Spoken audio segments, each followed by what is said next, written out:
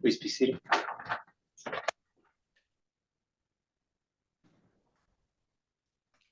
Good afternoon. It's Thurston County District Court. Our in custody calendar for Thursday, the 17th of July. We have folks in the courtroom, others appearing remote. These proceedings are being live streamed on YouTube to increase public access. Mr. Sharp, good afternoon.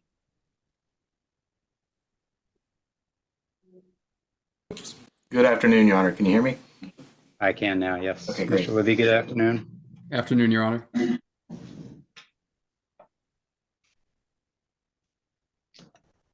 And Ms. Griffin, good afternoon. Afternoon, Your Honor. And you have with you? I'm here with Mr. Hunter Barker, matter number 1 on the calendar, and I believe Thank the you. state has a motion to dismiss. Yes, Your Honor. This is a DUI blood draw, so at this time, state's going to be dismissing this case pending tox results. Thank you.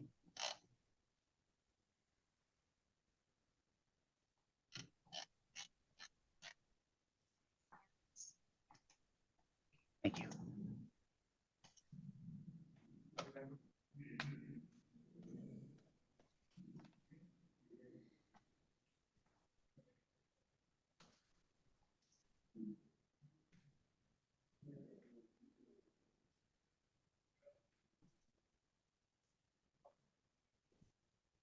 And Mr. Barker, I understand your parents are in the courtroom? No, Your Honor. They are, well, they might be. I'm not sure. I haven't been able to speak with them, but I know that they came and picked up the car and did all that last night. Okay, yeah, they're sitting in the courtroom right now. They're watching you on the screen. Thank you. All right, so I'm going to dismiss the DUI charge without prejudice. Without prejudice means that it can be refiled. And obviously the state's going to wait till they get the results back from the state toxicology lab from the blood draw that was done. And right now that's taking somewhat over a year to get those results back. So you're going to be in this limbo while you don't know what's going to happen with this case. And unfortunately, there's not much we can do about that. I'm showing a mailing address for you on Kansas Loop in East Wenatchee. Is that an accurate mailing address? Yes, Your Honor. Okay, so 407 South Kansas Loop, apartment 613. Yes. Okay. If that address changes, make sure you notify us so that if the state does proceed with this case, we can send notice to you at the correct address to get you back here. If we don't have the right address and we issue notice that you don't get, then we just issue a warrant for your arrest. And I'm confident you don't want that to happen. So make sure we always have a good mailing address for you. All right, I've ordered your release today, and I'll let your folks know that typically the jail does release between 6 and 7 in the evening. You can go over there and see if you can talk them into an earlier one, but I'm assuming you're having to drive. Are you driving back to Wenatchee tonight? Yes. Okay. Ms. Griffin, will you let the jail staff know that I've signed a release order for Mr. Barker. I've spoken to his folks and they have to drive back to Wenatchee tonight. So the sooner they can release Mr. Barker, the better. Absolutely, will do. Thank you, Your Honor. All right, thank you. All right. And that's it, Mr. Barker, and folks, good luck. Thank you. Thank you, Your Honor. You're welcome. At Nisqually, your name, please. Edward Higgins. Thank you, Mr. Higgins.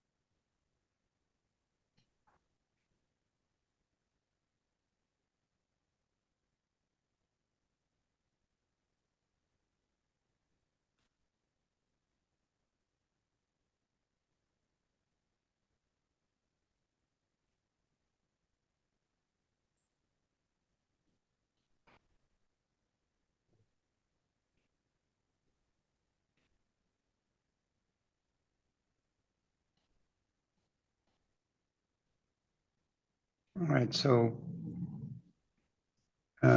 this looks like a Lacey case. Is Mr. Swenson going to appear on this, Mr. Sharp? I believe Ms. Alt's appearing for that office today, Your Honor. Okay, Ms. Alt, good afternoon. And Your Honor, Mr. Higgins does have a county case as well. Okay, thank you, Mr. Pastorka. So I guess first question I have in reading over the docket history is, why have we reset sanction hearing 3 times? Somebody want to explain that to me? I'm looking at my notes here. It's mostly worked between Mr. Swenson and Mr. McClellan, Your Honor, but looks like Mr. Swenson has asserted several times that there was an inpatient recommendation and a bed date was being arranged. And so I believe the city was trying to work with him on that. But yes, as I look at this, it has been quite a while. I think the violation was found back in November. Right. Ms. Alt, do you have anything to add here?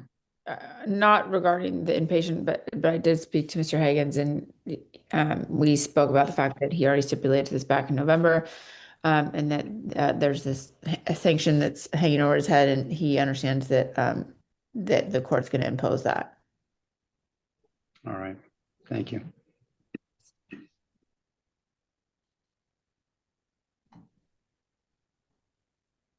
Yeah, I mean, on all of those occasions, and Mr. Higgins was here, 4 straight hearings, 1 where the stipulation occurred, then 3 continuances on the sanction hearing. So nothing happened procedurally for the case. And then he missed a hearing.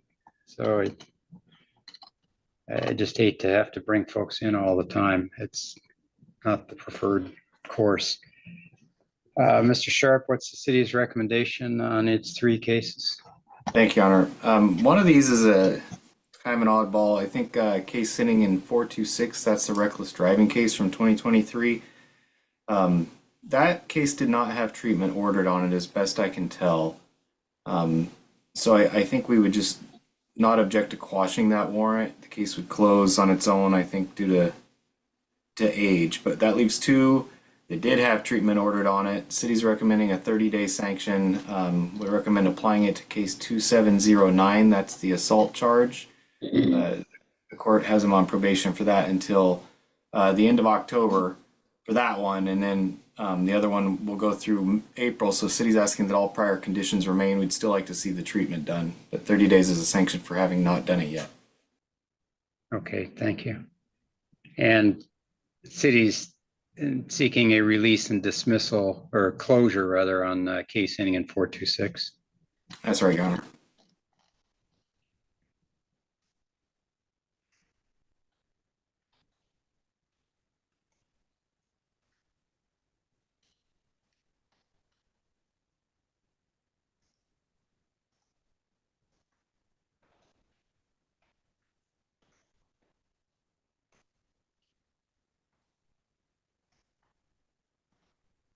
Right, we'll take care of that one first. I have ordered Mr. Hagan's release on that case and also ordered the case be closed. That brings us to the 2 other Lacey cases.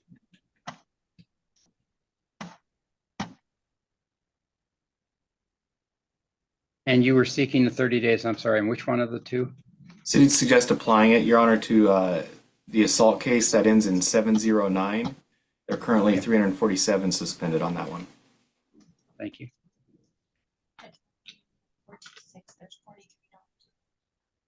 Yeah. And Ms. Alt. And he is prepared for the court to impose that sanction today. But I don't have anything else to add.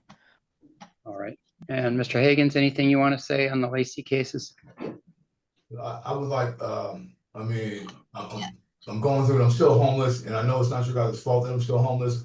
I've been going to the Puyallup tribe through every week. I've been going up there and to you know, just for group. I'm in there, and I'm going to AA meetings, but also something's been going on with my ex, Jessica Fernandez. She told me that all the cases were dropped for something because she said that she's the one that was calling police on me, and I believed her. That's the only reason I didn't show up for court because she said there was no longer any court. And it's just I don't know, but that's my fault. That's my fault because she's trying to, for whatever reason, she's trying to mess me up legally any chance she gets. But I shouldn't have believed her, and I should have showed up for court. But I like one more chance at the Apple just to get out immediately. And I promise you, listen, if you let me out immediately, I promise you that within a 2 week period, I would have enrolled in classes, done another evaluation. I already did one evaluation. I'll do another evaluation in Tacoma through the Puyallup tribe, and I'll be in classes. I know they're gonna recommend classes, and I'll go from there. And if I don't have that done within a 2 week period, you set this over for 2 weeks, sir. If I don't show up with that, with everything done that I'm supposed to have done, then you can just close the case out and give me the rest of the time. All right. Thank you, Mr. Higgins. You accept that? I'll let you know in a minute here. I'm just still reviewing information. All right, sir.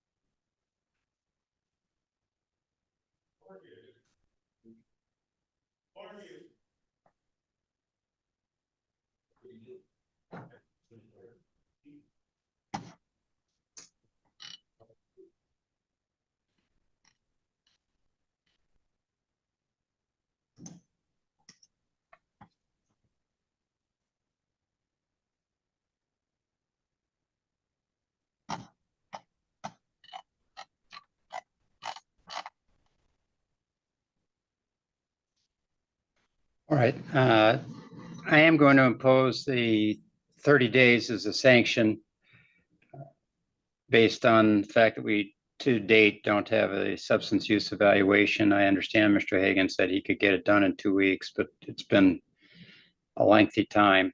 So I will impose the 30 days. I'll give Mr. Hagan's credit for 2 days already served. So there are 28 days left to serve. That will be imposed on the assault charge case ending in 709. And Mr. Hagan's, when you finish serving that time, you'll have 317 days left suspended on the assault case, and that's suspended through October 24th of this year. Although I suspect there may be some warrant time which might extend it, but we'll use October of this year as the date. And on the other case ending in 439, I will not impose any further sanction, and that leaves 67 days remaining suspended on each of those charges through April of next year, and I'll already release on those. So you're being held for on the Lacey cases on the assault charge for 28 additional days. And we'll move to the state or city of Tumwater case here in just a moment.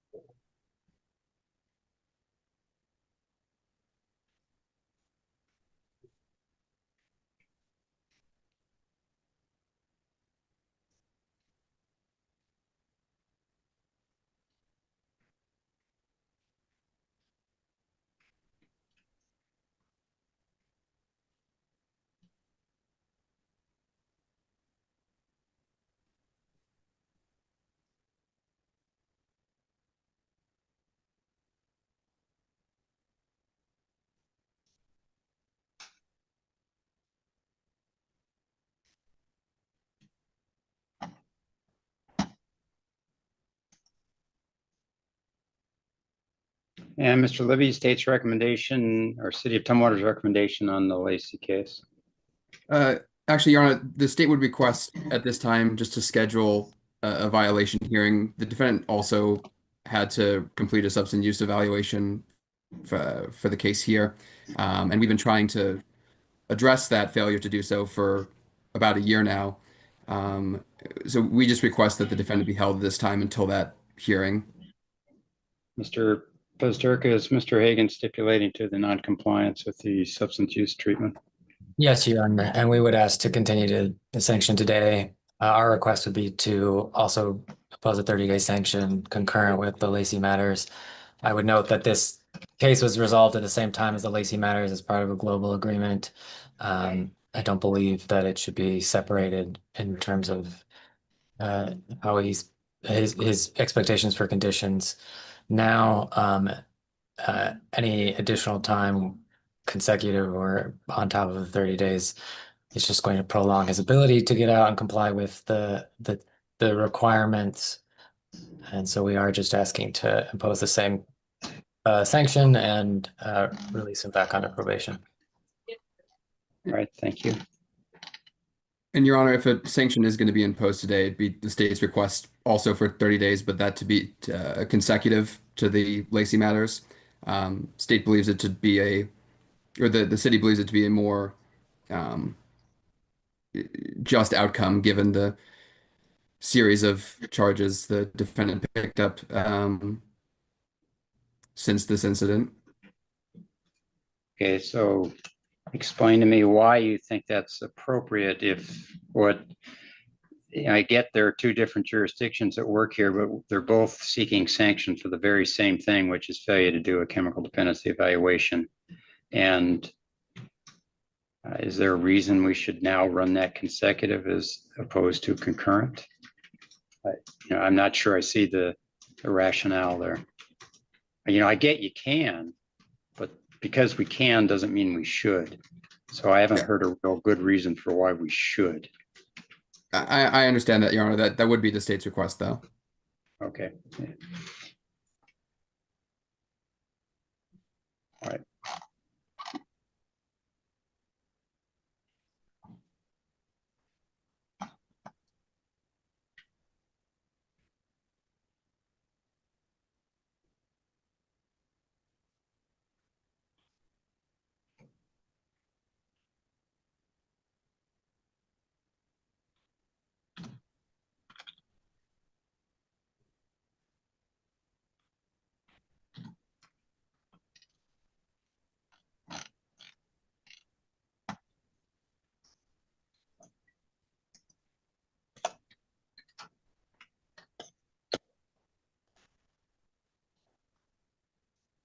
All right, I will impose 30 days on the Tumwater case, credit for 2 days served, 28 left to serve. It'll be the same 28 days Mr. Hagan serves, so it'd be run concurrent. All right, we've now resolved all of Mr. Hagan's matters. Good luck, Mr. Hagan's. I hope when you come out, you're able to get that evaluation because you'll still need to on the cases that still have jurisdiction left. And hopefully it turns out to be helpful to you. All right, thank you, Your Honor. All righty, good luck. Thanks.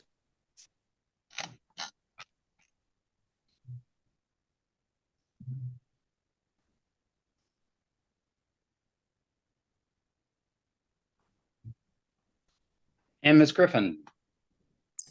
Your Honor, I'm here with Mr. Kyle Blitzstein, number 2 on the calendar today. He has been advised of his rights, and we are asking that Thurston County Public Defense is appointed to represent him moving forward.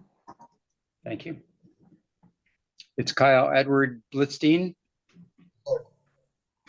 And you say Blitzstein or Blitzstein? Blitzstein. Okay.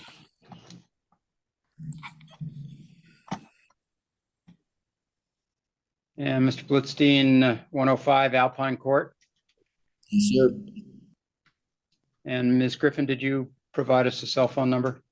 There should be a cell phone number on the screening form, but I can also ping that over to Madam Clerk if that's easier. It might be easier because we don't have any screening. Do we have any? We have no screening forms from the jail today. All right, and that's Ms. Garza, who's our clerk today. Thank you. Yes. Mr. Blitzstein, you had an opportunity to go over your constitutional rights with Ms. Griffin. Yes, I did. Any questions for me about those rights? Yes, sir. And Ms. Griffin, any objection or probable cause? We'll stipulate to probable cause for the purposes of this hearing only and enter a not guilty plea. Thank you. Without probable cause and a charge of driving under the influence of intoxicants, enter a not guilty plea for Mr. Blitzstein to the charge. Is Mr. Blitzstein going to seek counsel or hire counsel?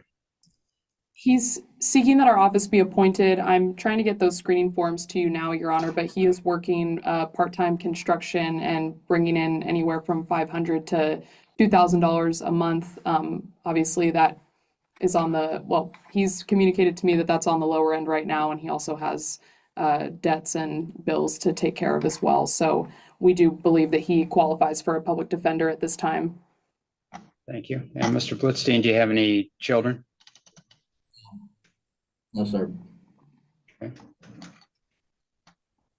All right, I will appoint counsel to represent you based on your income level.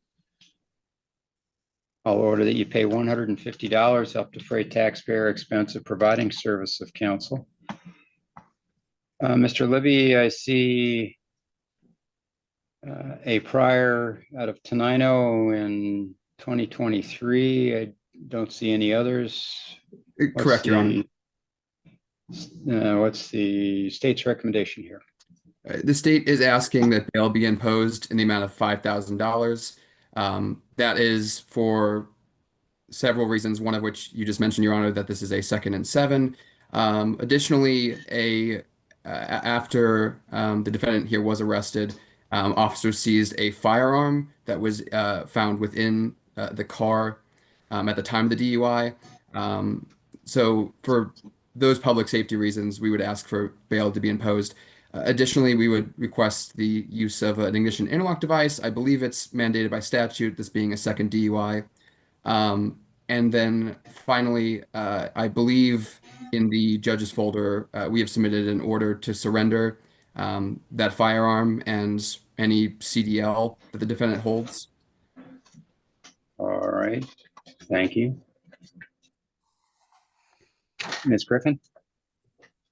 Your Honor, we would object to any bail amount at this time. We would like for Mr. Blitzstein to be released on his personal recognizance. He is financially incapable of posting that bail amount, so it would be tantamount to no bail hold. I understand the state is trying to prevent a danger to the community, but I believe that an ignition interlock device is sufficient to do that, and a weapons forfeiture, which would effectively take Mr. Blitzstein's firearms away from him, would also accomplish that goal of creating safety. So I don't believe that bail is necessary at this time, and he will comply with the heightened DUI conditions. All right, thank you. And Mr. Libby, I'm assuming, because I don't see a charge for loaded weapon in the vehicle, that the weapon was not loaded. Is that accurate? At this time, Your Honor, I'm not able to say whether or not it was. It's not specified in the police report whether or not the weapon was loaded. But you are correct that there is no charge for a loaded weapon in the car. And does the police report indicate whether a concealed weapons permit was provided?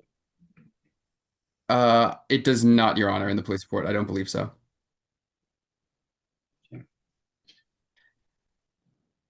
I do know in the police report, it does say that the firearm that was seized is registered to someone other than the defendant. Okay, That that's is important. Yeah, that is what I know at this time. Okay, all right.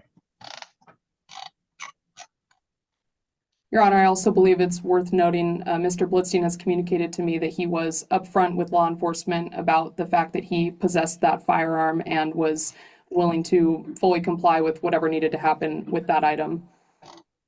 All right, thank you.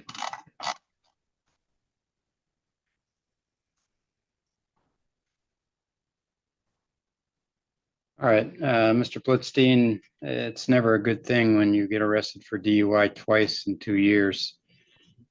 That sends kind of a scary message about you being on the road.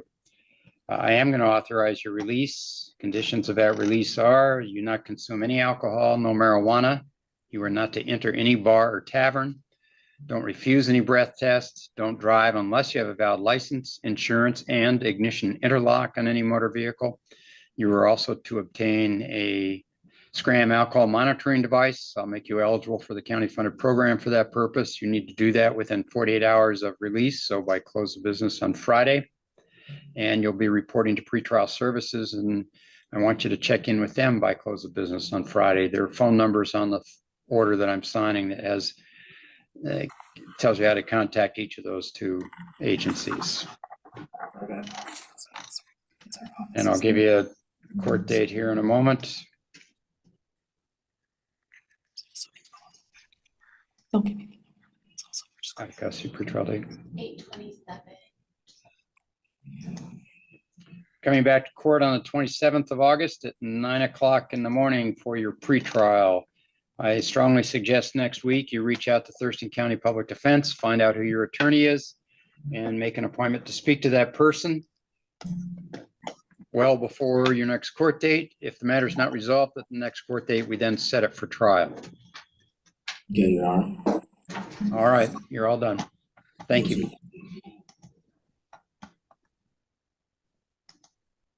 And I, by the way, I have signed the order to surrender the firearm.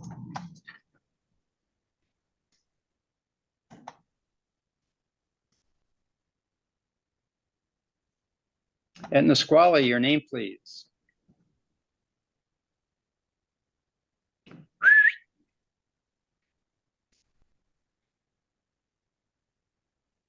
You want to contact the officers in Nisqually, have them wake him up. And Nisqually, your name?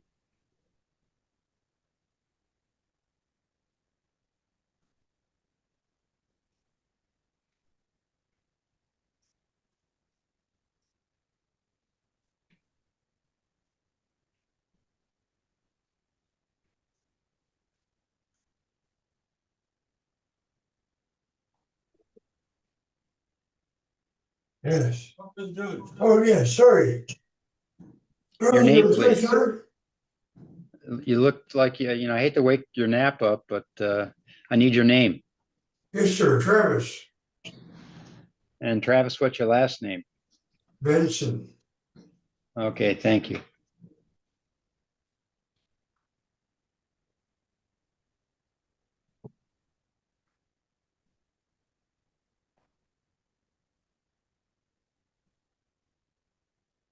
Okay, somebody want to shed some light on this for me? I don't have anybody by that name on our calendar.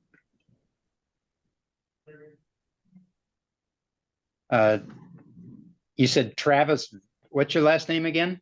Benson, Benson.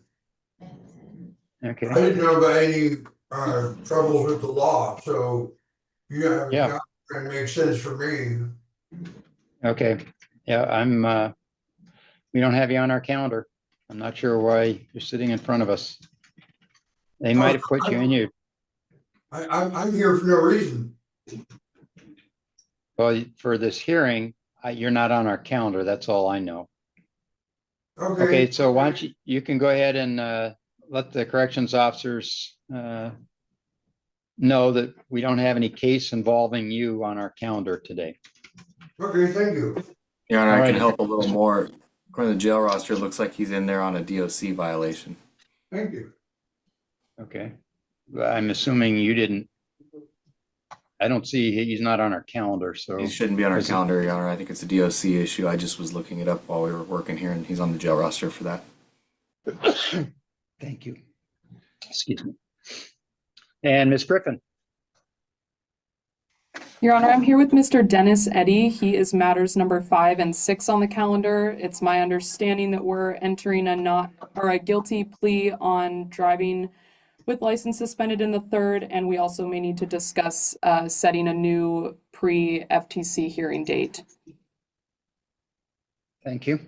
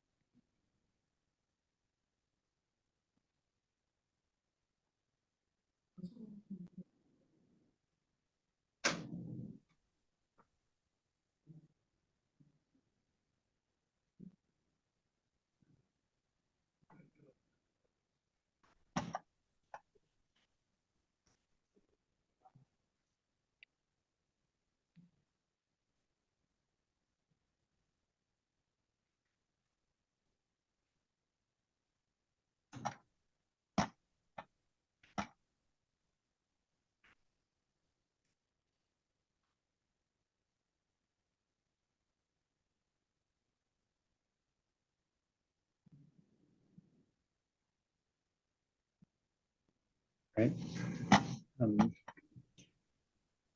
We'll run through a statement of defendant on plea of guilty, Mr. Eddy, and case ending in 4057. It's a charge of driving suspended third degree. I have a plea form on that charge, and looking at that plea form, it looks like Ms. Milne signed it for you. Did you give her your authority to do so?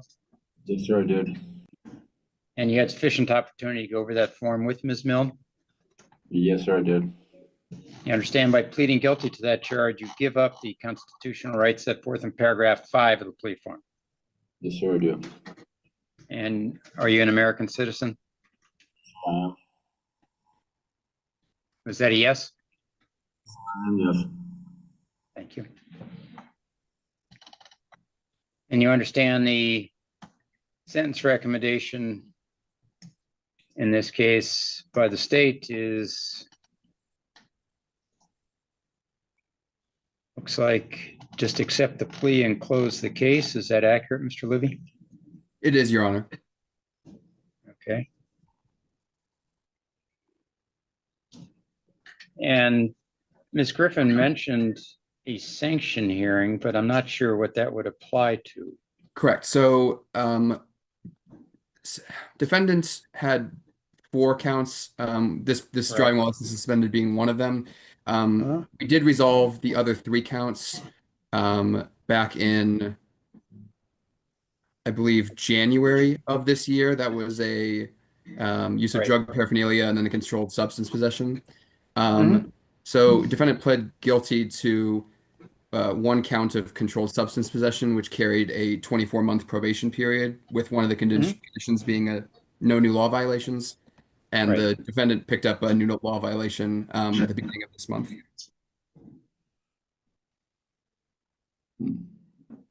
Okay, but that violation is the life vest and flotation device. Actually, yeah, 1 moment, Your Honor. I apologize.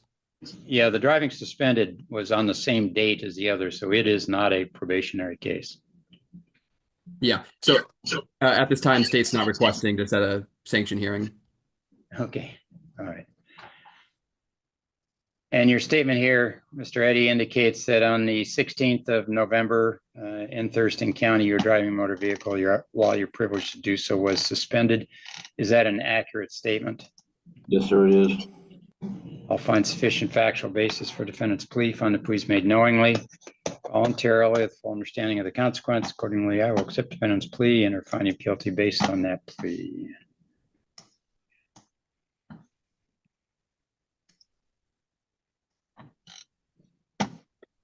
Based on the recommendation of counsel, I will, upon accepting the plea, close the case and order Mr. Eddy's release on case ending in 4057 and order release on case ending in 4058. And sit tight for just a moment while I look something else up. And just to And be to be clear on my end, state was recommending closing the case. Is that right, Mr. Libby? Yes, Your Honor. Okay, so 4057. Conviction is entered and the case is closed, release is ordered. And we'll discuss the issue I believe you're going to want to discuss here in just a moment, Ms. Griffin.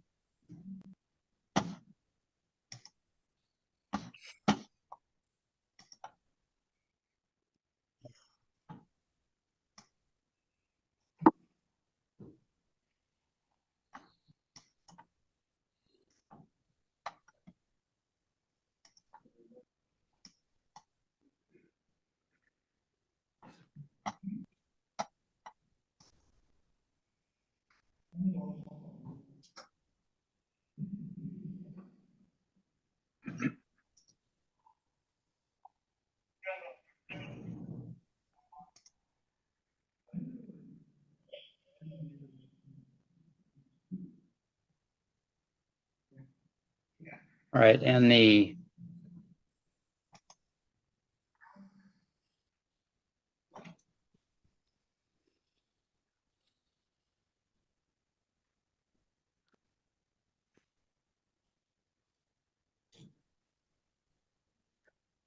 All right, there is no new charge for Mr. Eddy. The life vests and flotation devices are an infraction, so they're not a basis for taking any action. So is that your question, was there some other case that was going to be impacted? And the answer would be no.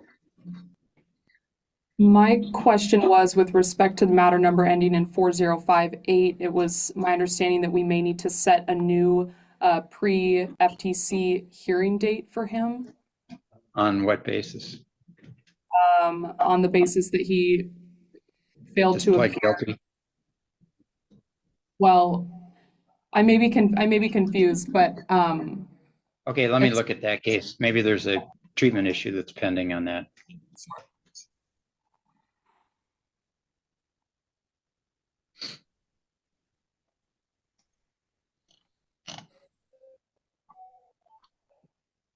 There is, looks like Judge Simpson had ordered substance use evaluation during the sentence back at the end of January. And there was a hearing on the 18th of April to discuss that. Mr. Eddy did not appear, nor did he appear on the 13th of June to discuss that. And he's before us today. And to date,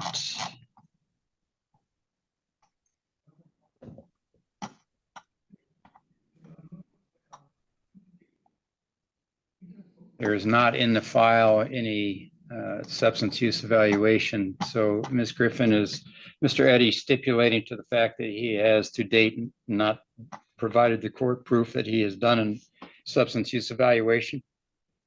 he is stipulating to that, Your Honor. He's been having trouble with his transportation and has limited financial resources. He's also been experiencing some health problems that has been putting him in and out of the hospital for the last handful of months.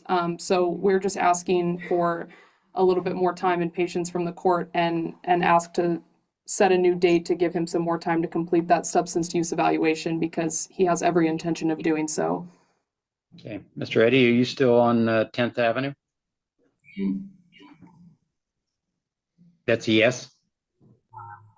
Okay, all right. Well, I mean, transportation shouldn't be an issue because there's lots of public transit in the city of Olympia and it's free. So I expect you to get to where you need to do the evaluation. All right, we'll note the violation. We'll set a sanction hearing and Put the bill on that. I will appoint counsel to represent you for that. And I'll give you a court date here.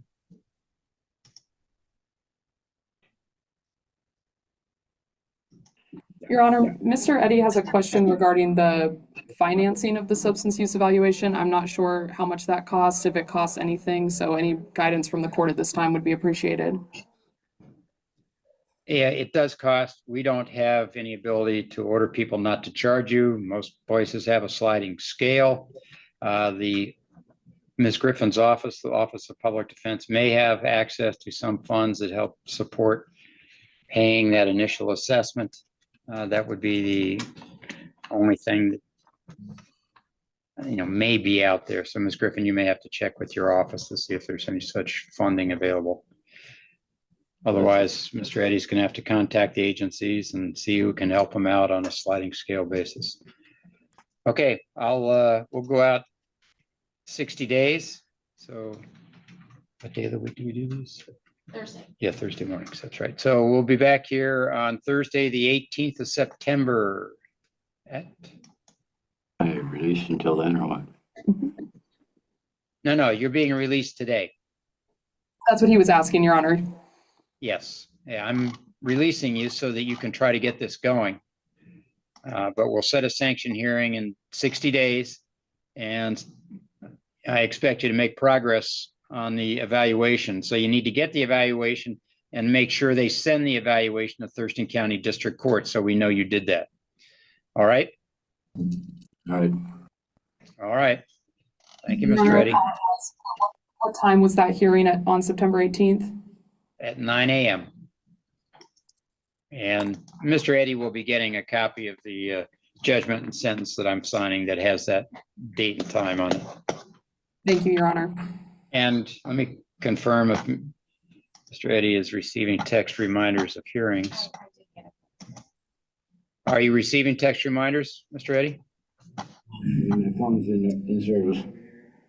Okay, well, keep the phone active, and we have a phone number, and we will text you reminders of that date so that you don't miss it. All right, thank you. 18 September. See you then. Thank you. All right, bye-bye. At Nisqually, your name, please. Anthony Edward Wing. Thank you.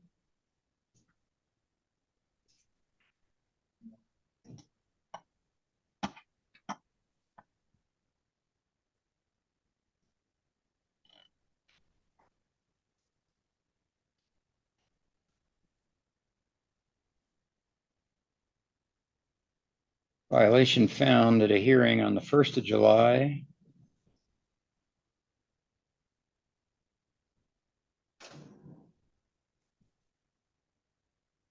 Based on a new law violation, and now Mr. Wing's before the court in custody. I'm assuming not on this case because I don't see any hold here. Yes, Your Honor, this was set on the counter after, and it was set for the 10th. He wasn't pulled. I think there was confusion about him still being in custody, being held on the Lacey cases, but he has been in custody since the 27th.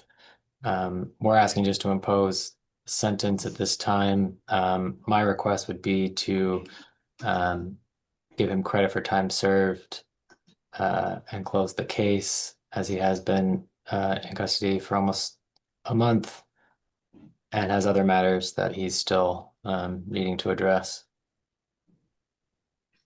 Okay, thank you. Looks like Judge Meyer originally took 1 year's jurisdiction, which would have expired early November last year.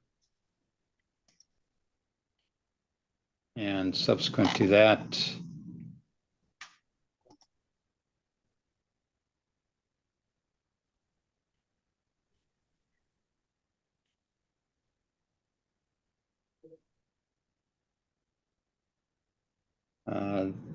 in July of last year, criminal trespass, possession of controlled substance, both resulting in convictions, and then a subsequent criminal trespass, second degree, currently undeferred.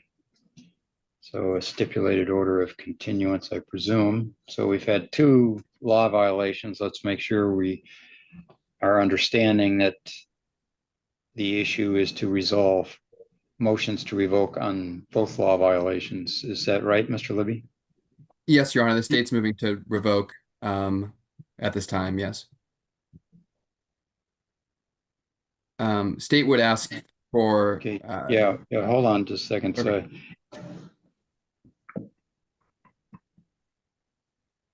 So subsequent to the entry of the resolution in this case, there was also an Olympia case, which is unresolved, has an outstanding warrant. The court didn't make clear when a violation was found, which of these cases the court was deciding was the violation. The first one, of course, would have been the Olympia case, and then the July 9th case, and then the July 11th case. Is the state satisfied that sanction hearing today is going to address all 3 cases so that we don't have to bring one back? that. I don't know, Your Honor. Go ahead and make a call, Mr. Libby. Yeah. I'm frankly inclined to do that because I mean, we'd see all 3 cases here.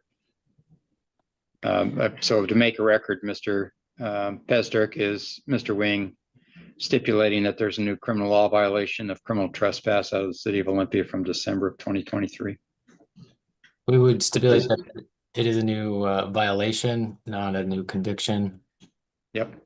Okay, agreed. Okay, so now we have stipulations as to 3 cases. So we have all 3 cases before the court. And what's the state's recommendation by way of sanction? State would ask for sanctions in terms of 90 days with all time being suspended. and credit for time served. And then additionally, the same conditions that were in the deferred prosecution, which was not to commit any new criminal law violations during that time. Okay. I think this was just a deferred sentence. A sentence wasn't imposed. And so at this point, we will revoke the deferral, impose 90 days, suspend 90 days, order Mr. Wing's release. And since we are imposing sentence today, the 1-year jurisdiction that Judge Meyer took on this case will begin today. So there'll be jurisdiction on the condition of no new law violations for 1 year from today's date.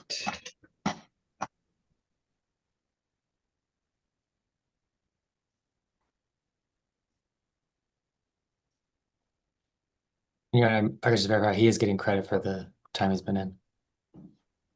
Okay, let me. Is that? Sorry, I just. No, that's that. Thank you. I should, and I'm looking now that.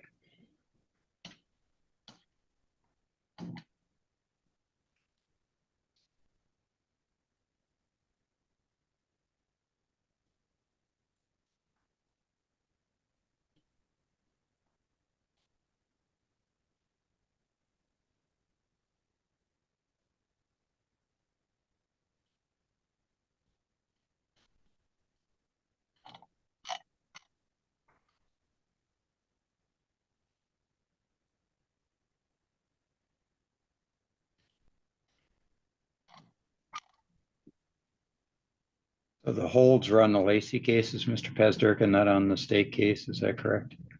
That's correct, but I believe he was held on this case for at least 5 days.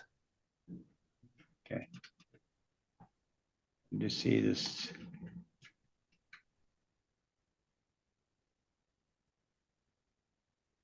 Court ordered a warrant back in August of 2024.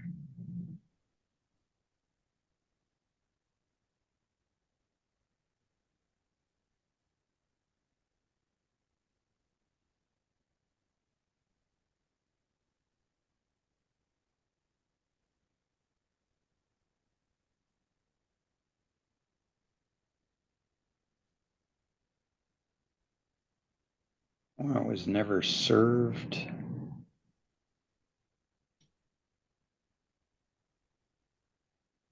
It looks like there was potentially 5 days between June and July of this year. Is that your understanding, Mr. Pazderka? Yes, Your Honor. All right. This is 27. I will impose 5 days in jail, credit for 5 days served, suspending 85 days for 1 year from today's date, on conditions that you have no criminal law violations. All right. Thank you very much, Mr. Wing. You're all done. All right, so what's gonna happen? That's an excellent question. I don't know what's going to happen on the Lacey case, but we've noted violations on the Olympia case, rather. We've noted violations for the Lacey cases, and all that happens is you lost the deferral on the criminal trespass.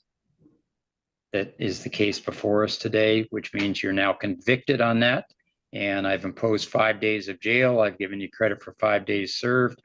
So you'll be released on that case today. Whether you get released on the Olympia case or not, I don't know. That's up to the city of Olympia. How do I find out? You can ask the Olympia conducts their court where you are in the Squally jail. So you can ask the corrections officers to get you before an Olympia judge. All right, thank you. Okay. Ms.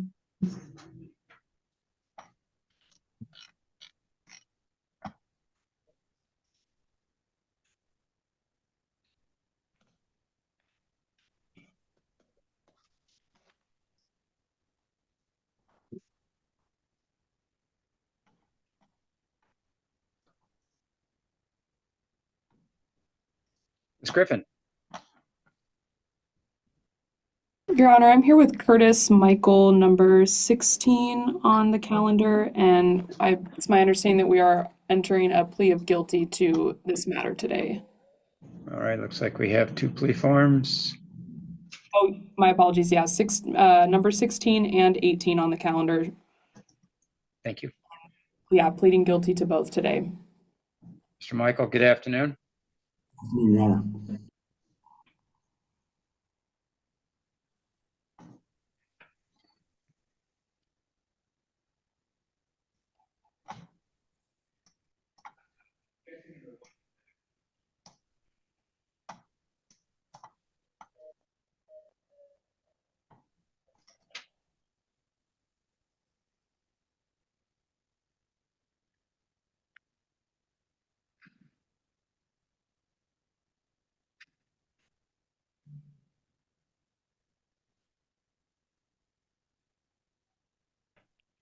I'm just waiting for your file to open up here.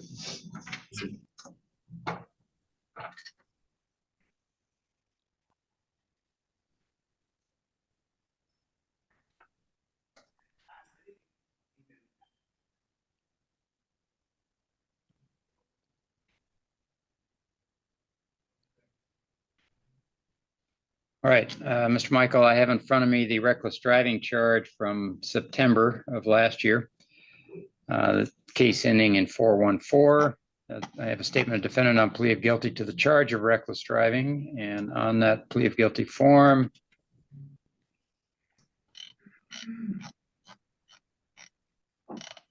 looks like Ms. Milne signed that form for you. Did you give her your authority to do so? Yes, sir, I did. And you had sufficient opportunity to go over that form in its entirety with Ms. Milne? Yes, sir, I did. Any questions for me? No, sir. You understand by pleading guilty to the charge, you give up the constitutional rights set forth in paragraph 5 of the plea form. Yes, sir. And you're an American citizen? Yes, sir. And you understand on that charge, the recommendation is to accept, once I accept the plea, if I do, to then close the case and to also dismiss the infractions of speeding, failure to yield to an emergency vehicle, no motorcycle endorsement, and no insurance pursuant to your pleading guilty on that charge. You understand that's the state's recommendation? Yes, sir, I do. You understand you're getting a monster break because the ticket itself weighs in at $2,447. So Absolutely, I that's being do, Your Honor. dismissed. That's a huge savings. And I point that out. No, I point I'm that not- out to you. Yeah, no need So to, I that- didn't mean to laugh, but see, I totally understand, yeah. Yeah. So the reason I'm pointing it out to you is to the extent that you do any of those things again, it will be a slap in the face to the prosecutor's office who is cutting a major break today. And I suspect they won't be very happy. So Yes, sir. you ought to be grateful for it and show your gratefulness by making sure you have a license, insurance, all the necessary endorsements, and do everything right going forward. That's a huge savings. Very Okay. grateful. All right. Well, I haven't dismissed it yet, but I know, I understand this. okay, let's see. Your statement here indicates that on the 1st of September in Thurston County, you're driving a motor vehicle with willful and wanton disregard for the safety of persons or property. And you indicated the reason that was going on was you just lost a friend and you were in the grieving process. But do you agree all those facts are accurate? Yes, sir. I'll find sufficient factual basis for defendant's plea, find the plea is made knowingly, voluntarily, a full understanding of the consequence. Accordingly, I will accept defendant's plea and or find him guilty based on that plea.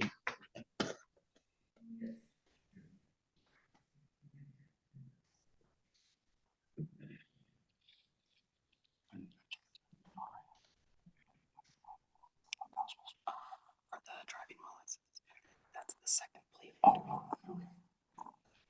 Separate.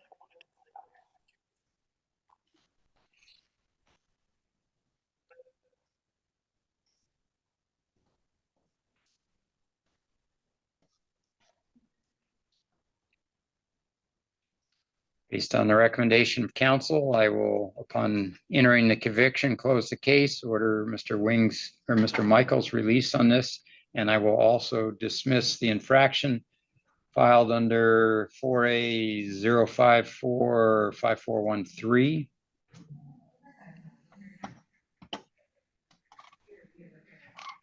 And we'll take up the other plea form here in a moment.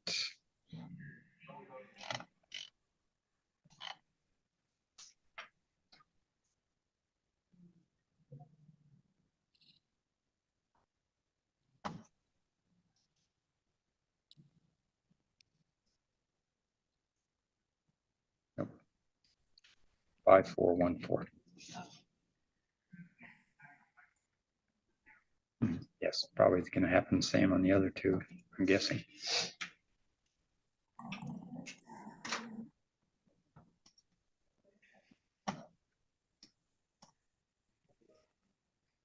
All right, Mr. Michael, I now have in front of me the statement of defendant on plea of guilty to the case ending in 033, the driving suspended charge from this year. And once again, Ms. Milne signed that for you. You gave her your authority to do so on that form. Yes, Your Honor. And you had sufficient time to go over that form as well with Ms. Milne. Yes, Your Honor. And you understand you're giving up the same constitutional rights. Yes, Your Honor. And you understand that the result would be the same upon acceptance of the plea. The state is asking me to close the case. Yes, sir. And also, once again, dismissing a no insurance ticket and the no motorcycle endorsement, saving you another $1,000. So you're on the hook to the state for $3,500 of kindness. I appreciate it. Okay. Your statement here indicates that on the 15th of July, which would be 3 days ago, you were operating a motor vehicle in Thurston County and your privilege to do so was suspended. Are those facts accurate? Yes, Your Honor. I'll find sufficient factual basis for defendant's plea. Find the plea is made knowingly, voluntarily, with full understanding of the consequence. Accordingly, I will accept defendant's plea and or finding guilty based on that plea.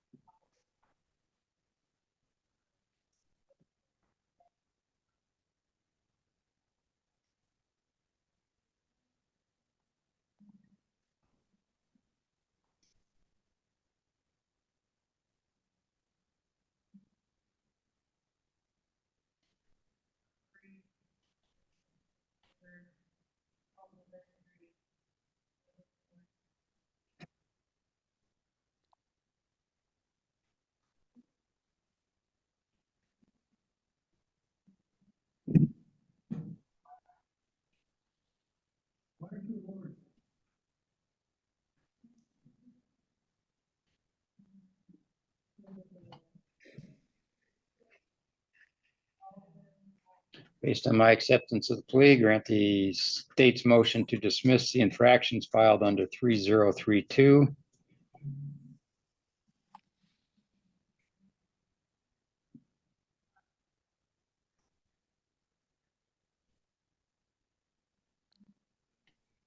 And because these tickets have been dismissed, Mr. Michael, you are eligible now to go get a license. Oh, thank God. Okay. Thank you. That's what we will all say once you have a license. Yeah. No, that'll be the first thing I do when I get out of here. Promise you that. You have a $75 reissue fee that you have to pay to the Department of Licensing, but right now that appears the only thing on your driving record that you need to clear up. So Oh, thank you. the fact that the state made the motion to dismiss those 2 tickets not only saved you a lot of money, it allows you to immediately go get your license as long as you pay that fee to the Department of Licensing. I'll have it tomorrow. Okay, all right, you're all done. Good luck, and right. no more driving without a license, right? I'm a license tomorrow, Your Honor. Promise you that. Okay, and then have Thank you. insurance. Don't drive till you have an insurance. Yes. Okay, all right. You're all Thank done. you. And Nisqually, your name, please. Ronald Hubbard. Thank you, Mr. Hubbard.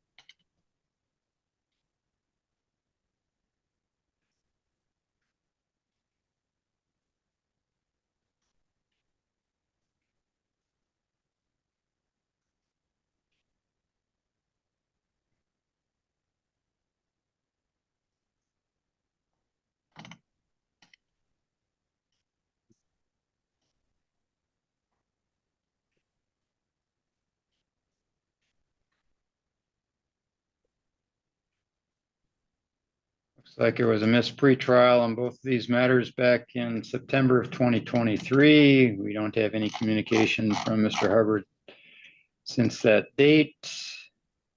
Mr. Pazderka was counsel of record. He withdrew when Mr. Hubbard didn't show up.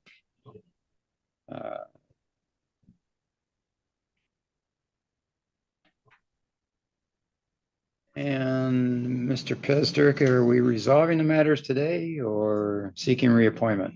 We're seeking reappointment, Your Honor. Do need a little bit more time to negotiate. I do have an updated phone number for Mr. Hubbard. I did not have that prior to get in contact with him. He did indicate to me that he is unhoused right now. However, he has established that he can return to his mother's house in federal way when he gets released. So I will have good contact with him. He will have a stable place to stay. We are asking to release him and give him another chance to address this out of custody. I do think we will be able to resolve this by the next hearing. Okay. I will point out that there are currently 4 active warrants. So Linwood Municipal, Puyallup, no, Chehalis Municipal, 2 out of Chehalis, and then Olympia has 1 as well. All right, Mr. Libby, state's position on release for Mr. Hubbard. Your Honor, the state would be seeking bail in the amount of $10,000. This is based on, as Your Honor just mentioned, the 4 active warrants in other jurisdictions, as well as subsequent crimes after the defendant failed to appear on these matters, namely giving a false statement to a public servant, which gives the state grave concerns about the defendant reappearing and continuing to abide by the court's directions. Additionally, we would also ask for all of the previous conditions that were imposed earlier before the defendant failed to appear, that he report to pretrial services, that he have no contact with the victim's business in this case, that he commit no new law violations, and doesn't drive without valid license and insurance. All right, thank you. And Your Honor, if I could just for a moment, we would object bail being imposed. Mr. Hubbard is transient, as I indicated, which is the main cause of his issues with being able to go to all these just different jurisdictions to address his court matters. These are 2 simple misdemeanors and no IID charge. $10,000 is exorbitant, I believe. It is not the least restrictive option. We would once again ask for PR. He would abide by those conditions. If released, if the court does feel that bail is necessary, we would ask it to be nominal, as Mr. Hubbard lacks any financial ability to post bail, so any amount will be tantamount to a no hold bail. For all those reasons, we would ask that he be released. All right, thank you.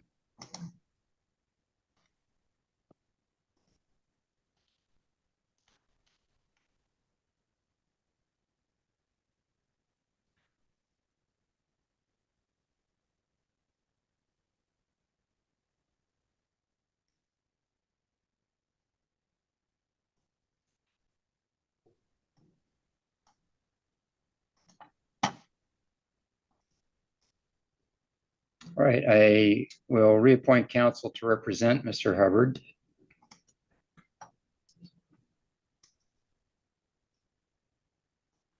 Given the 4 active warrants and noting that the warrant on one case was $5,000 cash or bond, I will hold Mr. Hubbard on $2,500 cash or bond each one of these cases, so a total of $5,000. And I'll set a pretrial date for Mr. Hubbard 3 weeks from today, 7th of August at 1:30 in the afternoon, since I've been told that Mr. Hubbard will be unable to post bail. All right, Mr. Hubbard, I suspect Mr. Pazderka will be your attorney. I've reappointed counsel. I don't know that he will for sure, but you will have an attorney speak with you, and your next court date is the 7th of August. You'll be in custody unless you post bail, but regardless, you're due back on the 7th of August at 1:30. Thank you. Yeah.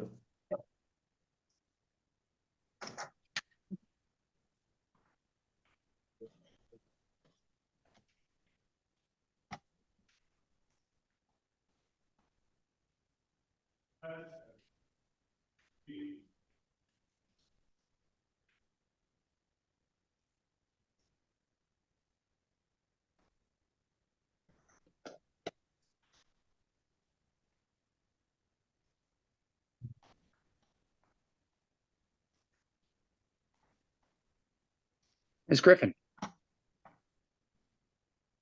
Your Honor, I'm here with Mr. Brandon Poirier. He is matter number 20 on the calendar. He is Ms. Rowe's client, but I am not sure. Oh, there she is. Beautiful. All right, thank you. Ms. Rowe, good afternoon. Good afternoon, Your Honor.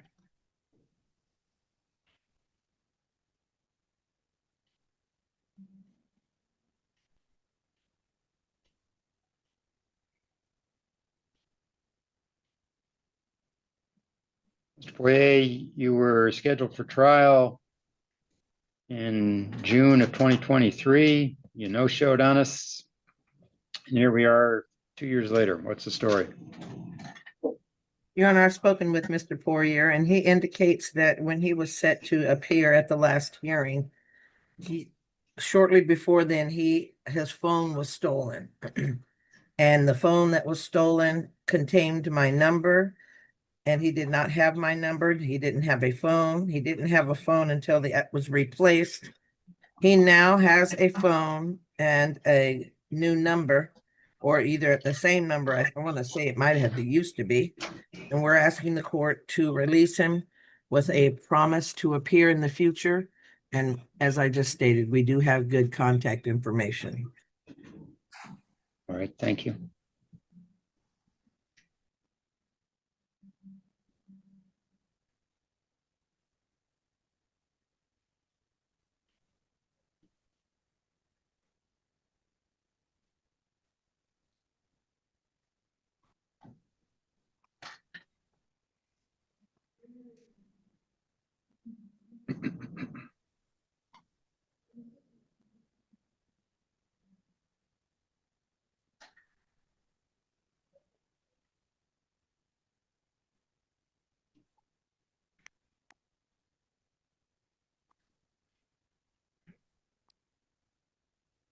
And Mr. Livy, what was the request for bail? Your Honor, the state's seeking bail in the amount of $5,000. This is a very old case.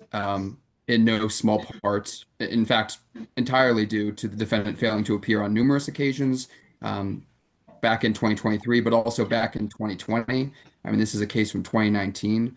And since that time, the defendant has picked up numerous violent, um, charges of assault and resisting arrest and possession of dangerous weapons.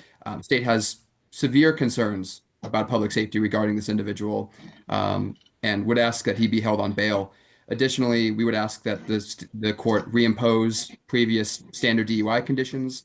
Additionally, we would also ask that he report to pretrial services if he were to be released from jail. Thank you.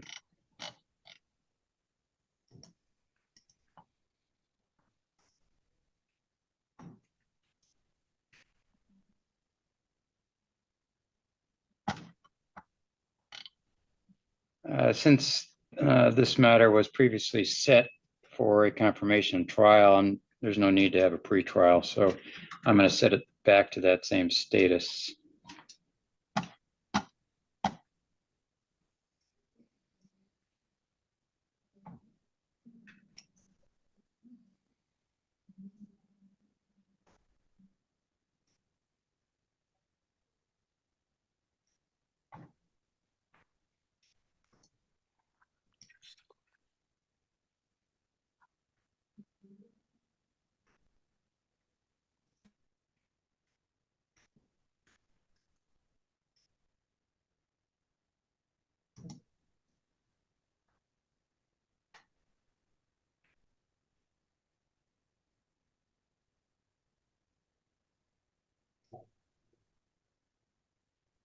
Your Honor. All right, Mr. Poirier, I'm going to hold you on bail requested by the state, $5,000 cash or bond.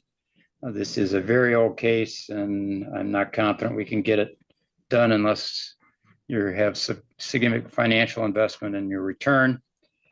Your next court date for confirmation is Friday, the 8th of August at 8:30 in the morning, with trial the 18th of August, if not resolved on that date at 9 o'clock. All right, and prior conditions still apply, and I've added the condition that if you post bail, I want you reporting into pretrial services within 48 hours of having posted bail. Thank you.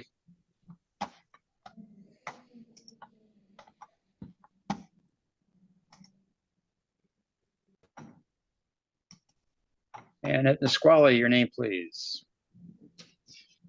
Josh Patterson. Thank you, Mr. Patterson.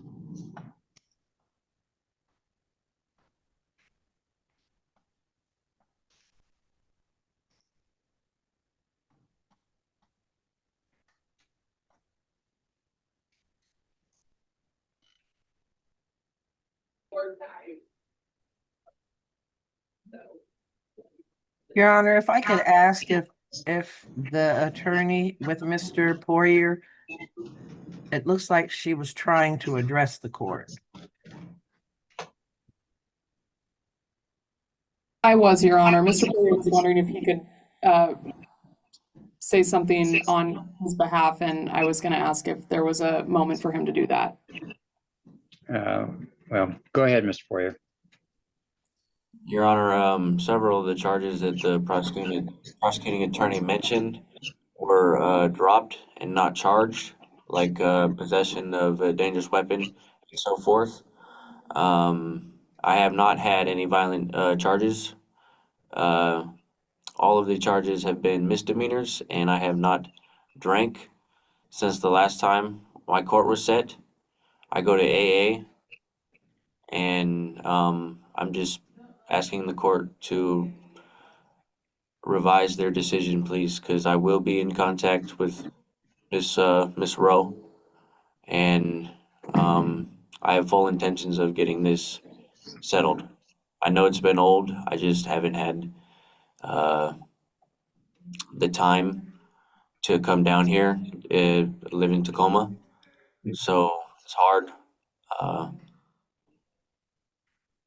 Okay.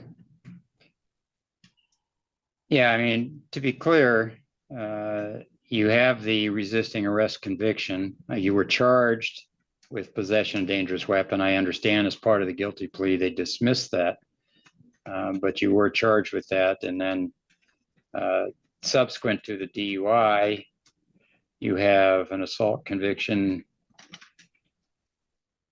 out of Pierce County Superior Court. So I think that's what Mr. Libby was referring to. You have two of them that were subsequent to the DUI conviction. So, you know, we look at that whole picture. I appreciate that you're right in the sense that since your issue in January 2024, I don't see any new offenses, and that's really good. So you're making progress. I'm going to leave the bail as I had it set, but I should acknowledge that since January 2024, I don't see any other issues, and that's a positive step forward. It's going to be up to you now to build on that. All right, thank you. And back to Mr. Patterson.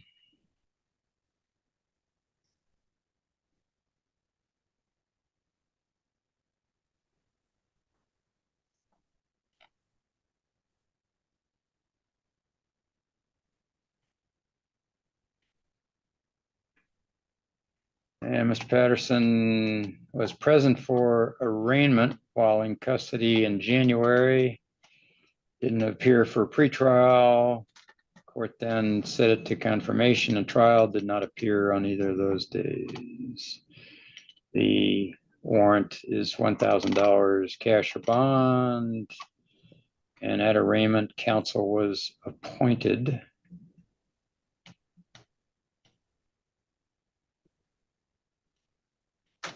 So, and then counsel withdrew. Mr. Pasterka, are you appearing today on behalf of Mr. Patterson? Yes, Your Honor, and we are asking for reappointment. Okay.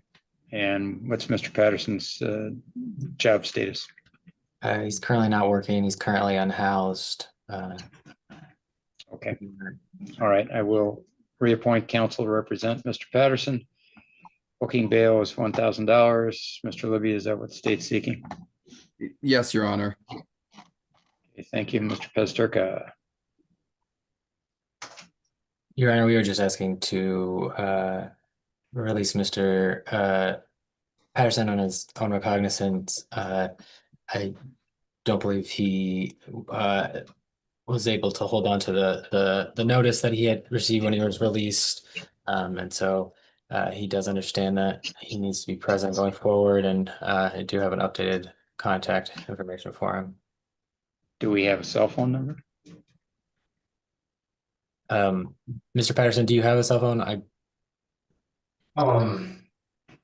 This is a text now number from the text now app, but I have to be around Wi-Fi for that. I'm not always around Wi-Fi. And yeah, I lost all my stuff. It got stolen. So I didn't know what the court date was. I didn't know the attorney's name or anything, and I didn't. Yeah. Okay. All right. So what's your cell phone number? I don't know. I just got the app, so I'd have to look at my cell phone when. Right. Like I'm still working on getting my ID and stuff. I have to get my birth certificate, my social security card and stuff to do that. So I can get it on. Okay.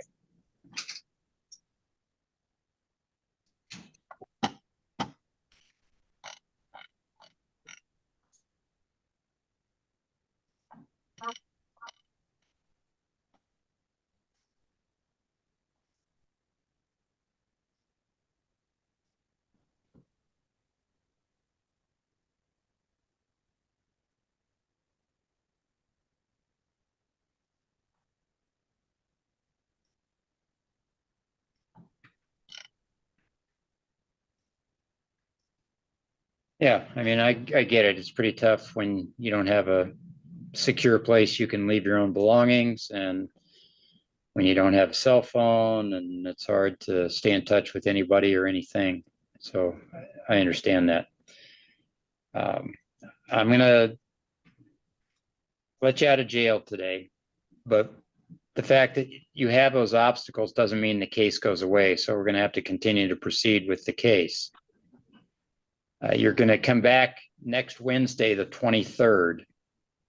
And watch you back before the court at 9 o'clock in the morning next Wednesday. And I'm signing an order that the jail is going to give you. They're going to give you a copy of that as a reminder. So you're due back here next Wednesday at 9 o'clock for your pretrial. Where's here? Young? No, here is in Thurston County District Court. Because it's a pretrial.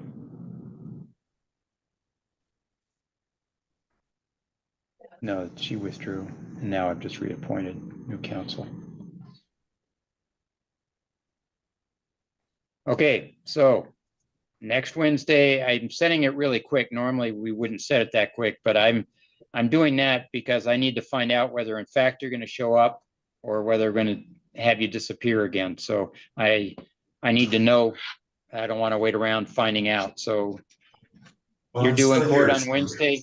If you don't show up, then we start all over again and the warrant will be higher next time.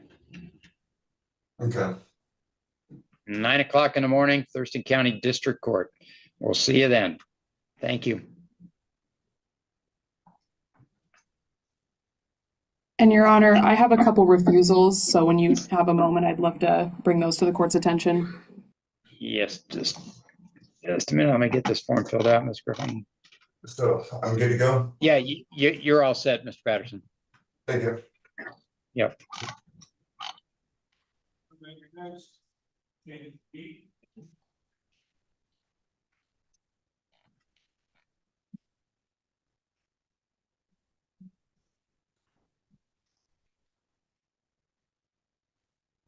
Ms. Griffin, go ahead. The first refusal is going to be Mr. Dimitri Squire. He is matter number 21 on the calendar. Thank you. All right. And he's refusing to come to court today? He, refused to speak with me today as well as come to court. Okay, very good. We will reset arraignment for tomorrow's calendar.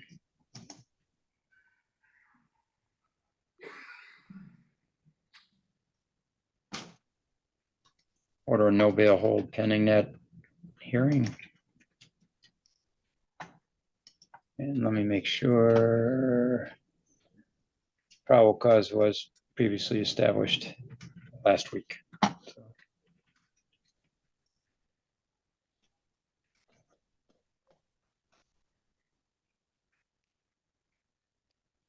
And I have a second refusal when you're ready, Your Honor. Thank you. Just a moment. Ms. Griffin. The second will be Mr. Blue Sky Brown. He was a refusal yesterday as well as today. And as of today, we filled out a 1077 form and that was sent to Mr. Libby as well as Madam Clerk. I'm reviewing that now.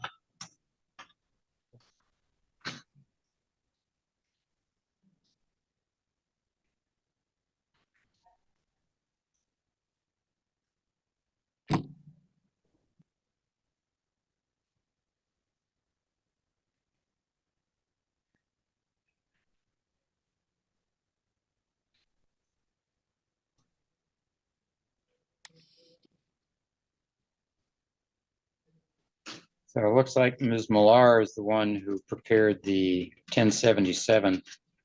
I would highlight that the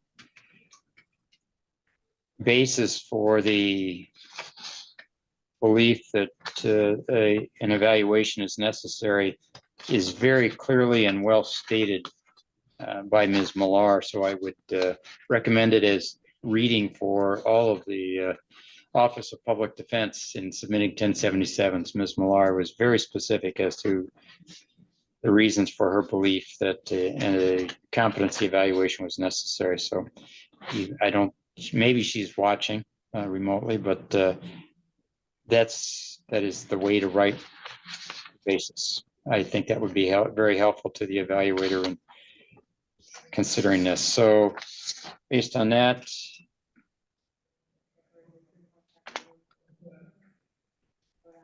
it was not noted in here.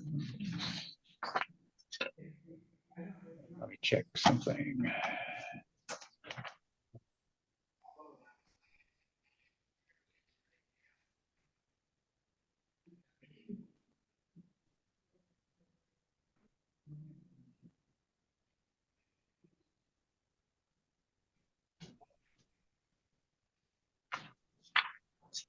The bail that's holding Mr. Brown is $500 cash or bond. That'll remain. But I will indicate, since he's not posted that yet, that the evaluation will occur in the jail. All right, and we'll get that sent in to Western State, and I'll set a court date for Mr. Brown. Just a moment here.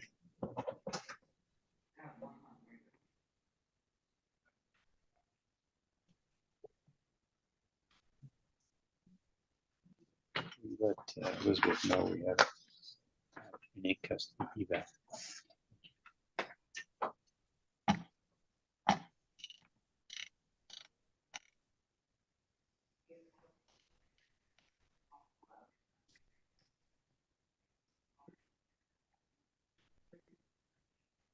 Set a review for 2 weeks from today, the 31st of July, with the hopes that we have an evaluation back. I'll set it straight to the 1:30 calendar. What's that? Did you write that up? No, I did not.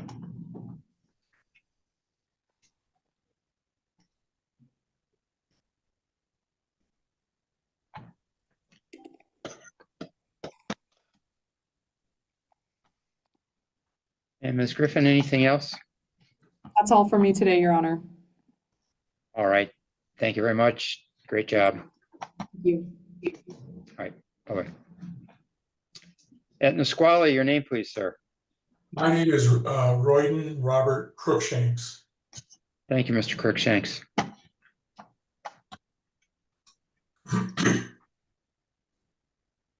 And Your Honor, this is here on an arraignment for one count of criminal trespass in the first degree, one count of unlawful display.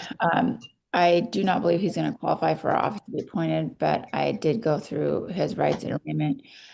We will waive formal reading, ask the court to enter a plea of not guilty. All right. And are you stipulating probable cause? Yes, Your Honor. Okay, thank you. Mr. Crookshanks, 6803 36th Avenue. Yes, sir. Okay. And cell phone number? 509-998-3472. 998-3472 and a 509 area code? Yes. Okay. Did you get all that? We'll note probable cause on charges of criminal trespass, first degree, unlawful carry or display of a weapon. Enter not guilty pleas from Mr. Crookshanks to the charge. And Mr. Sharp, city's position on release. Thank you, Your Honor. Just one moment, please. Sorry, waiting on the database here. Okay. No prior criminal history. City has no objection to a PR release on conditions. City asks for law-abiding behavior. That while on pretrial release, Mr. Crookshanks not possess any firearms or dangerous weapons, and that he abide by the terms of the harassment no contact order submitted. Point out this is a neighbor case. Mr. Soto Farias lives next door, Your Honor, so that order would prohibit contact with him. Yes. Okay, thank you. Go ahead, Nancy. And you are? Fermin Soto Farias. Okay, so Mr. Soto Farias is present in court. And was there something you wish to say? No, Your Honor. I was in my hearing this morning for the no contact order. And I was just wanting to be here present as well for in case if you had any further questions that may pertain to the case. Okay, thank you. At this point, I don't, but I appreciate you telling me who you were. Thank you. Thank you, and you're welcome to go sit back there.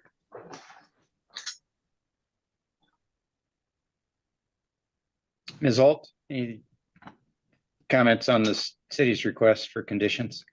No, Your Honor. All right, thank you.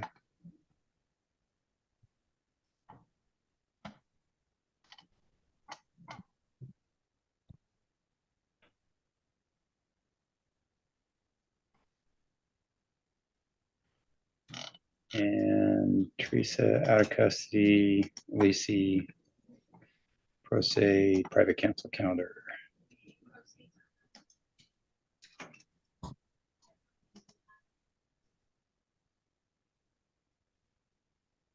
Okay. 25th of August.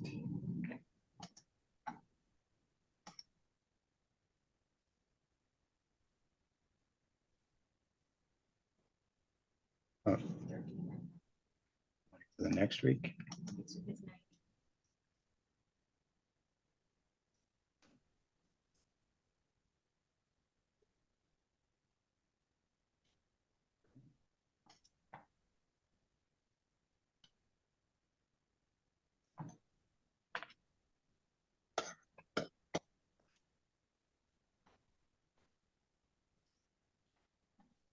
All right, Mr. Crookshanks, I am going to authorize your release from custody today. Conditions of that release are that you have no criminal law violations, that you not possess any firearm or other dangerous weapon.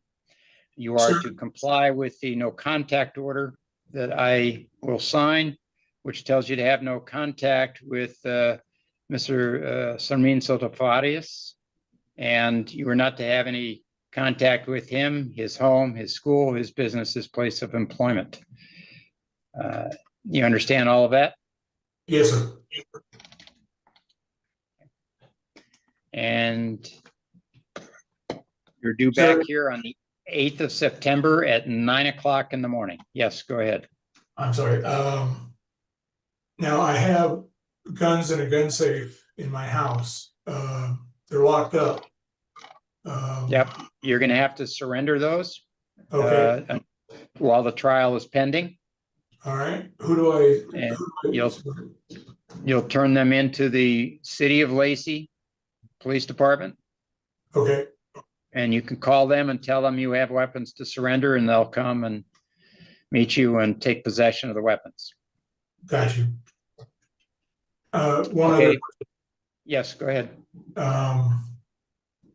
The dog that came onto our property, is there some way to keep that dog off of our property? That's a separate issue. Mr. Sotofarias is hearing what you're saying, so I suspect he may try to take actions to enable that to happen. As part of my order in this case, there's nothing I can do to order that.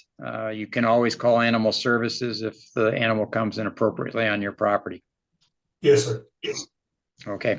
All right. And I don't know if you heard, your next court date is the 8th of September at 9 o'clock in the morning. Yes, sir. Okay. Thank you. Yes. All right. You're all done. And folks, do you have any questions for me? No, thank you, Your Honor. You're welcome.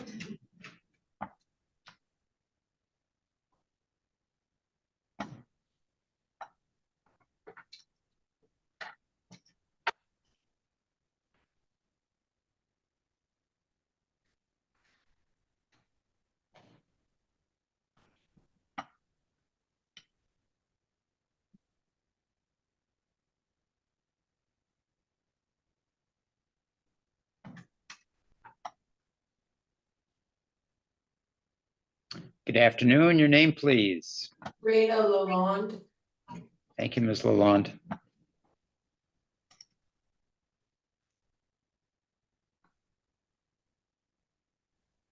And It's Raina Jean Lalonde. Is that right? Yes. Okay. And Ms. Alt?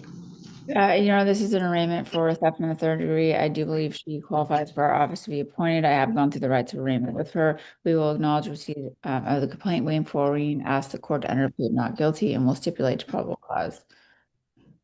Thank you. And we'll note probable cause on charges of possession of controlled substance and theft. Enter not guilty pleas for Ms. Lalonde to those charges.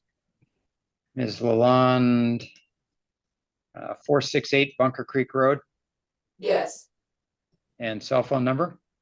509-558-1327. Thank you.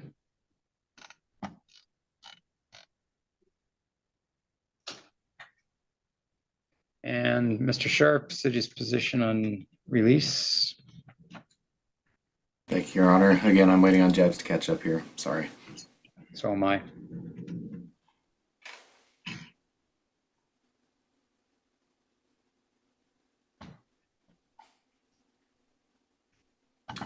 So it looks like there haven't been any warrants in the last 2 years, though there is warrant history in the past. No objection to a PR release today, but if there are any failures to appear, the city likely will seek bail in the future. For conditions, we're asking for law-abiding behavior. No new law-abiding behavior, and that you stay away from Target. Thank you. And Your Honor, given that there's a substance charge here, the city's also asking for alcohol drug conditions. Thank you. Ms. Alt? No objection. Thank you.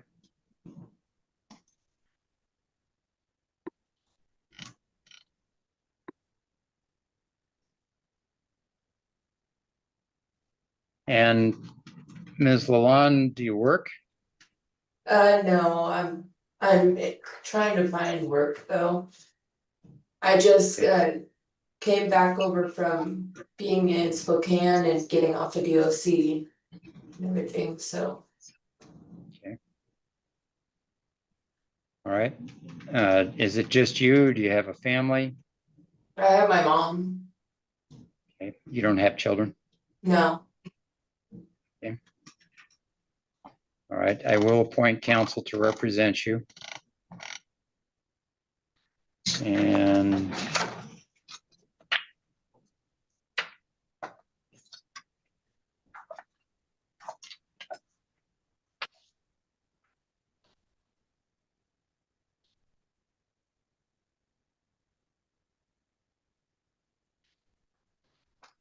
counsel in this case will be Ms. Langley.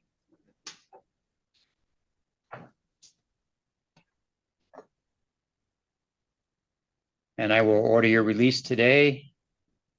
Conditions of that release are that you have no criminal law violations, no alcohol, no marijuana, no non-prescription drug. And frankly, looking at your record, the drug thing seems to be a major driver here for you getting into trouble, which I suspect you know already. You're also to have no contact with the Target store. You understand all that? Yes. Okay. And you're coming back to court for a pretrial with Ms. Langley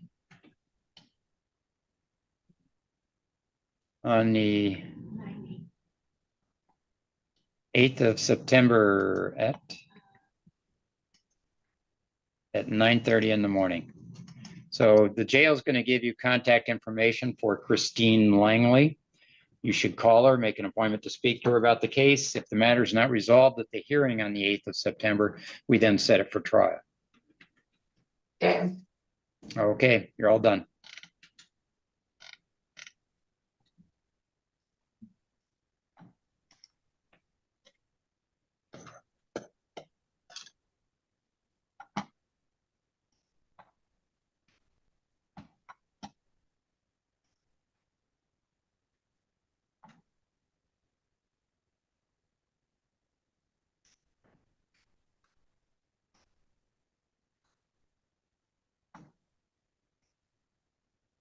And it's Adrienne Rose McLean. Yes, sir. Good afternoon. Good afternoon. And Ms. McLean, I have in front of me a request to continue the charge a violation of a protection order. And looking at that request,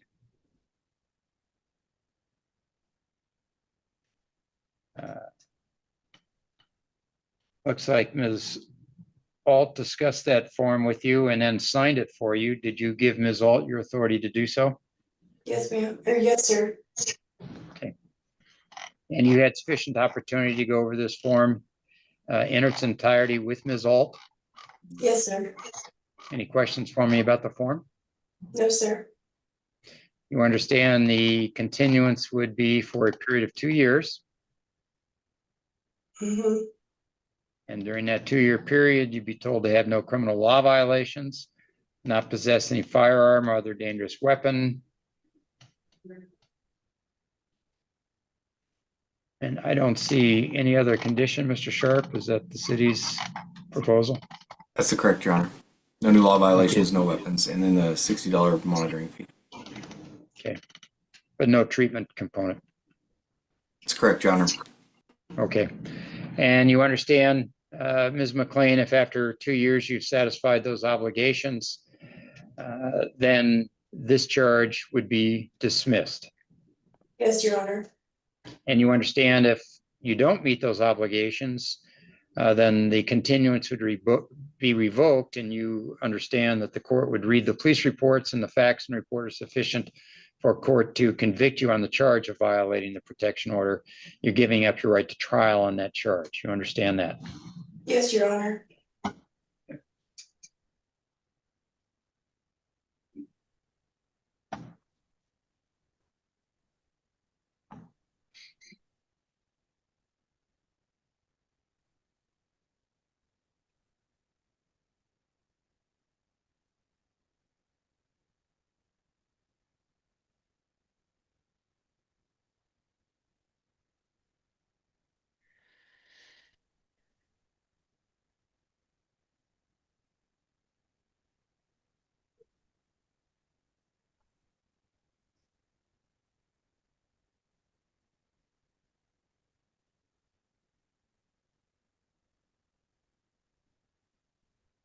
And you understand that you still have a pending case out of the city of Tumwater, where there is a trial confirmation set for the 15th of October or August, 15th of August.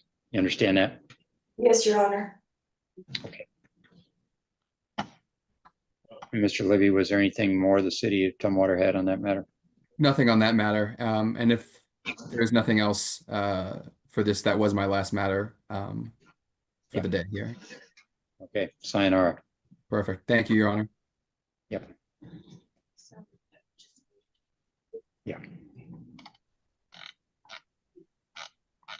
All right. I have the signature of both parties to this contract. Also have the city's signature.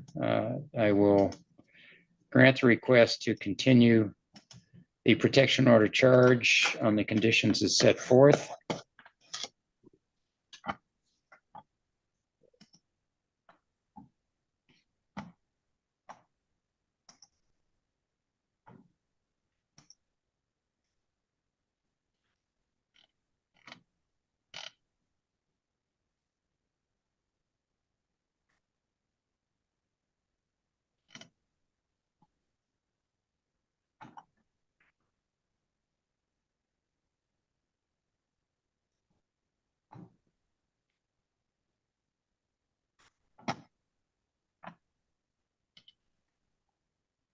All right.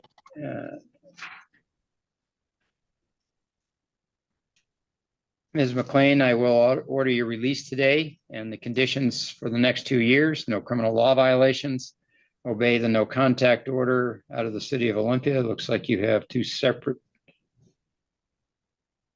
It's all under one case number, so I'm guessing it's one order. You have a no contact order out of the city of Olympia. You'll have to comply with that. And you'll pay a $60 probation fee for monitoring your compliance with the conditions. If after 2 years you've satisfied those obligations, then this charge will be dismissed. You understand that? Yes, sir. Okay, good luck. Thank you, Your Honor. You're welcome. All right, bye-bye. Bye. Ms. Alt, Mr. Sharp, thank you both very much. Thank you, Your Honor. Have a nice